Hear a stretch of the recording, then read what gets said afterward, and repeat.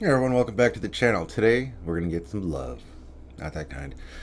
Time to make some games. So if you want to use Lua and a very simple framework that uses pretty easy to read syntax, Love is the way to go. From what I've read, it is one of the easiest frameworks to use.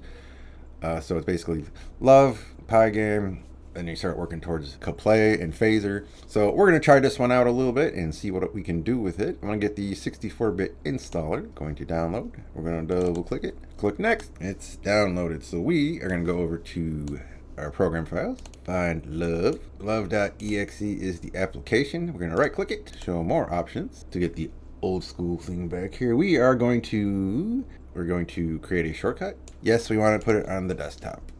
Close, minimize. Now we have Love. And as you can see, my little sample I downloaded earlier has already turned into a Love. And to play a game or a file, we can either have a open folder, or this is my folder I made with my little main Lua file here. It's just a square.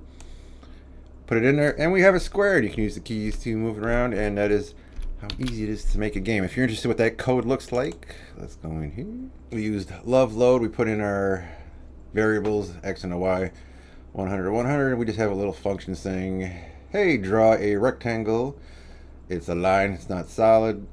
X and y, which is 100, 100, and it's this big. And if we use the right key, left key, up or down, it just changes the position by delta time. And this is an asteroids file I downloaded from a little tutorial I was looking at. All right, S is shoot. Shoot, you bastards.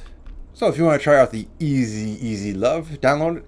Head over to love2d.org, do what we just showed you, and you too will be making some lovely games as soon as possible.